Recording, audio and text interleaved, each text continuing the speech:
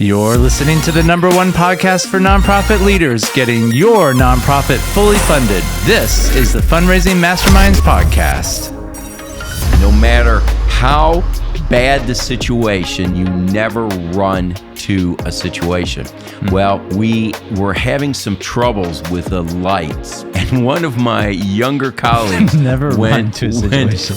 and was jogging pretty quickly to the situation. I'll give him the benefit of the doubt that he didn't run, did not see a water glass on the ground, and literally kicked that water glass, and it went shattered up against the wall. Was that the same weekend that you bonked the guy's head? It was the same weekend that I bonked the guy's head. And I thought, if this is what development's going to be like, I don't know what to expect from that.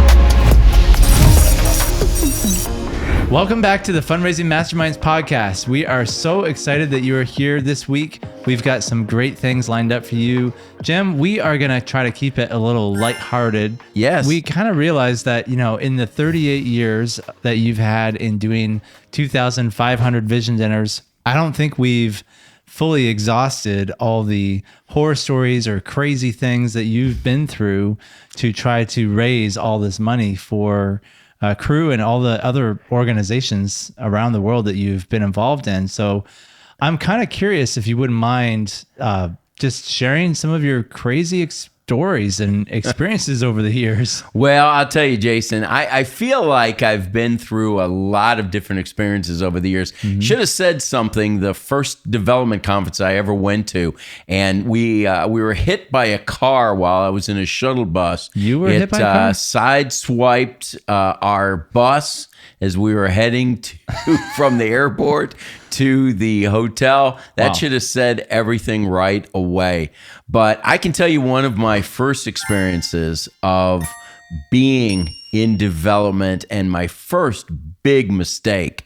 And actually, I had two big mistakes all in one weekend. One I did and one of my colleagues did. Mm-hmm. My first major donor event that I ever did, I was as green as we could possibly be. I had never been to a major donor event.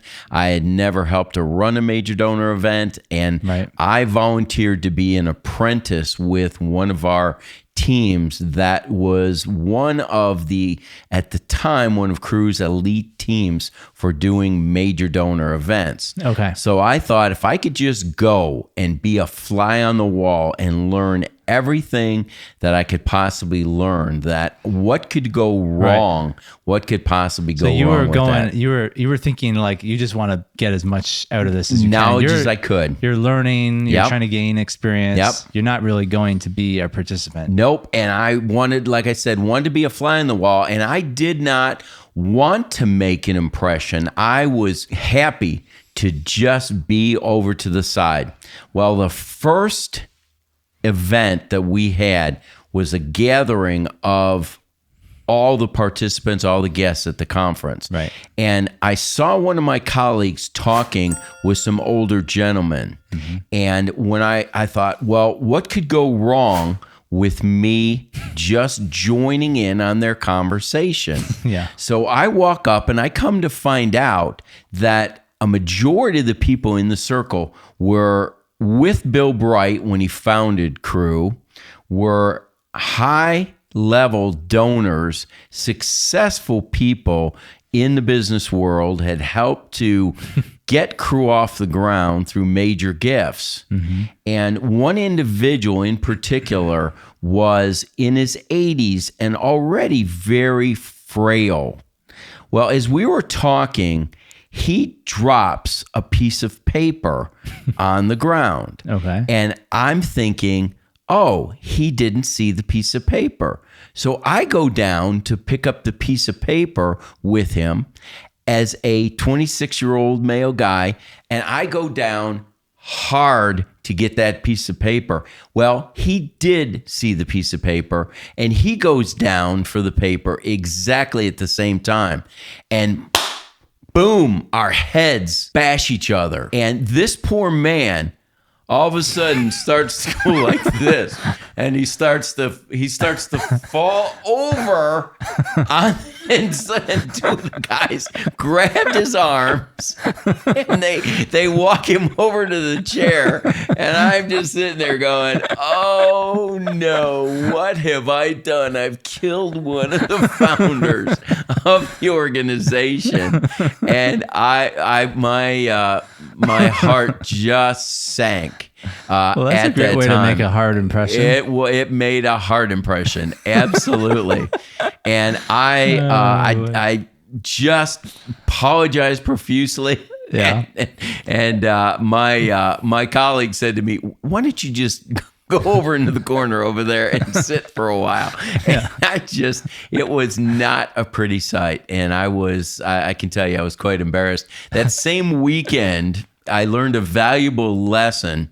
One of our leaders had told us that the worst thing you can do, no matter what, at a major donor event, and frankly at any event, is to run to a situation. No matter how bad the situation, no matter how serious, you never run to a situation.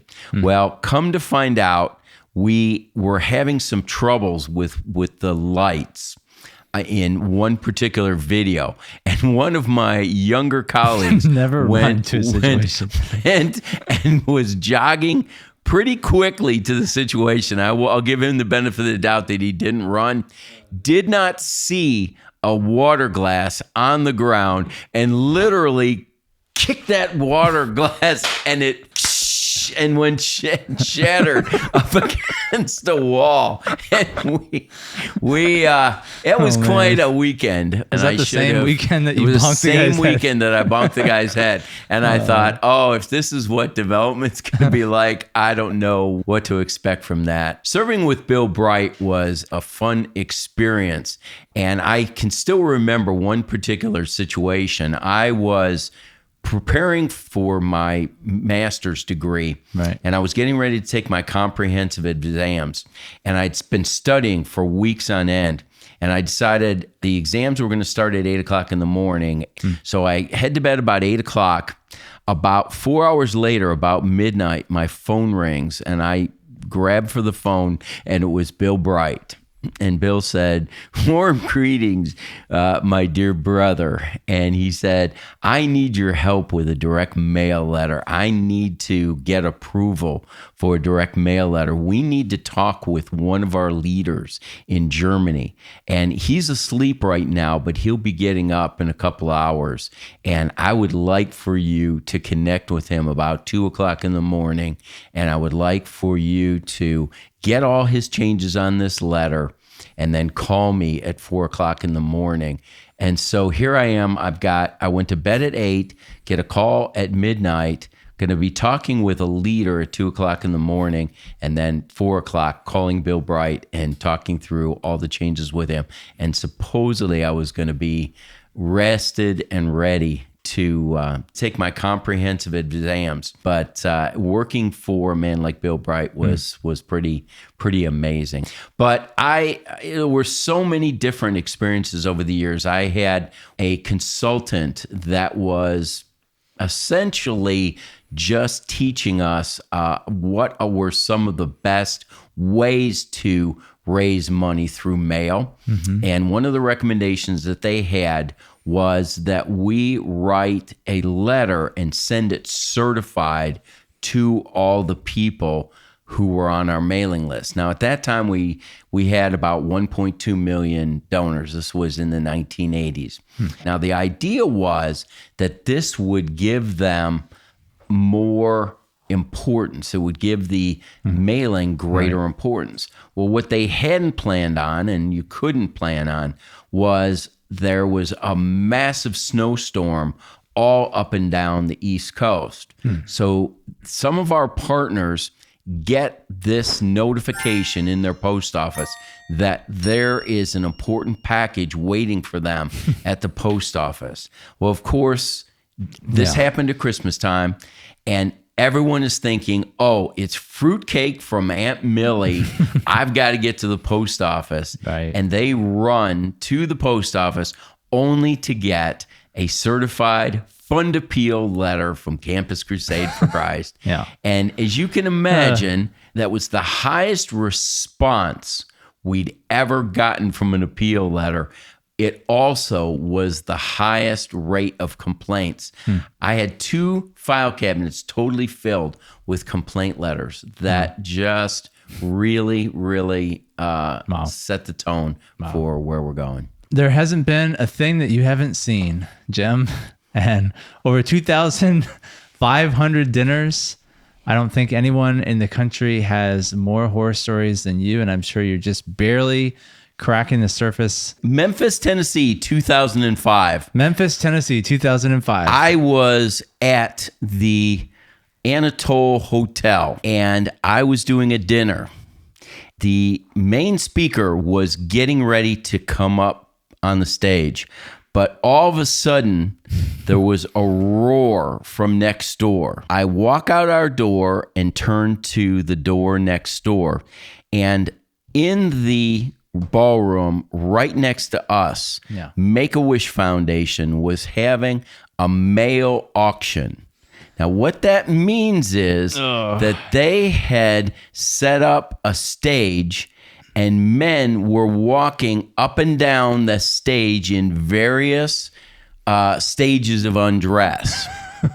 And I had to think, how do I make this event succeed? So I had to walk back into the ballroom, and I told the main speaker that there was some activities going on. It was another fundraising organization raising money next door. Wow. And he was a real champ and made the best of it. He talked about, this is why we do what we do, and trying to get the gospel out to the lost and people and hurting people of the world. And his presentation was so solid and so right on.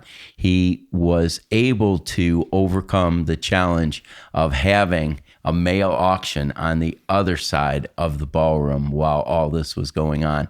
So it's amazing that even in difficult situations, God can make good things out of bad things. So, and I've had a wide variety of challenges over the years. I had an individual one time at a dinner who had a massive heart attack and had to be ambulanced away during that.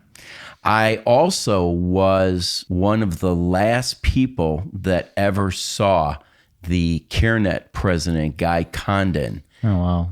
Before he passed away, he was speaking at a dinner for the pregnancy center, Capitol Hill Pregnancy Center in Washington, D.C.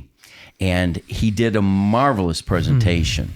Wow. And he was one of the last people out of the hotel. He waited and greeted everyone who was there. I was the last person.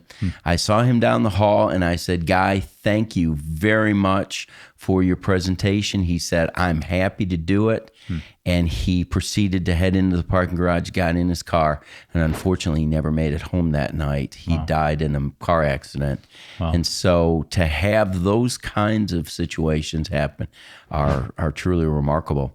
If you have never had the pleasure of working with a member of Congress as they are speaking at events, they can be very unique. I had one member who called me. I was communicating with him about a speaking engagement. He called me 20 minutes before the program was going to start and said, we had a surprise vote on Capitol Hill.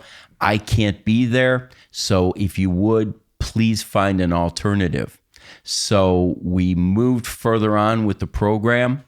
We found a board member who was willing to be the main speaker for the evening, and I thought everything was just fine. We were moving that direction. We ate our dinner. We're getting ready to start the program. Who shows up? The member of Congress.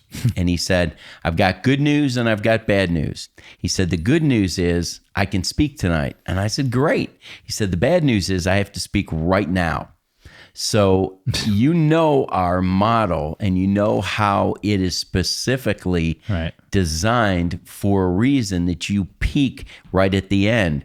Well, he came on and he spoke at that point. And from that point on, the program just went downhill after that. And that poor organization hardly raised much money at all because everyone heard the Probably speaker. would have been done better off by just saying thanks, but no thanks. Exactly. We're going to stick with the program. I actually really thought about that. Now, I've also had situations where I've talked in the past about the flood that we had happen over a major donor weekend. Is this the one where they put the lights too close to the sprinklers? They put the lights too close to the sprinklers. Yeah. Absolutely. Our AV company had everything all set up, all ready, and the lights got too close to the sprinklers, and it set the alarm off right as the dinner was getting ready to start and flooded the entire ballroom. Everything from the AV equipment to the creme brulee cheesecake. Were the guests eating in the rain? Many of them made it out, but they couldn't make it out of because out of the hallway because they got locked in by the water that was flooding out through the doors, and we were able to move them down the hall and continue with the event in another ballroom. So that was one of those ones where God really, really spared us from that situation. So you've really been through a lot in the last number of things, years. And it's kind of stressing me out, actually, listening to you. I don't know if I can hear anymore. My life is already stressful enough, and listening to these is kind of, wow. Probably the most important lessons that I learned from any of those things is having resilience, perseverance, and having a good sense of humor. Those things are so important. You have got to be able to laugh at yourself. When I bunked heads with that major donor, it was one of the most embarrassing moments of my life, but I learned that, when I look back at it now, I can laugh. I couldn't laugh at that point, but I look back at it now and I think, wow, those are the kinds of things that it definitely got better over time, for sure. I know some of these stories were challenging, and I hope that you don't have to face many of the challenges that I've had to face over 38 years in development. But I can tell you this, that our course really helps an organization not only learn from the principles that we've learned, doing the things right, but you also can learn from the things that we've done wrong so that you won't have to make some of the same mistakes that we have. We've got a exciting program in the Perfect Vision Dinner Strategy, and we offer this course twice a year, and we would love for you to be part of that. On the screen, you'll find a QR code, and it will allow you to take a test on what it is that your dinner is doing right and what you need to do to make it better. Some of you may end up getting a score of 60%, which would mean that potentially you've got about 40% of success that you could be doing to make it better. We've got stories, we've got principles, we've got things that we have learned in 38 years. Jason and I combined 60 years of experience, and together we've raised over $1 billion for nonprofit organizations. And we are bringing the Perfect Vision Dinner Strategy to you. This is part of an overall plan, an overall strategy to help you get fully funded. If you are interested in finding out about the Perfect Vision Dinner Strategy, go to fundraisingmasterminds.net and check out all that we're doing from our course. I think you'd be really excited. On behalf of Jason and I, we are delighted to be able to bring this broadcast to you, and you get a little glimpse of what our life is like doing events and doing development. It's not the prettiest, but it does bring a lot of fun, and we do enjoy serving the Lord, and we enjoy coming alongside and serving you as well. Thank you for watching, and we look forward to seeing you in the next broadcast. Take care.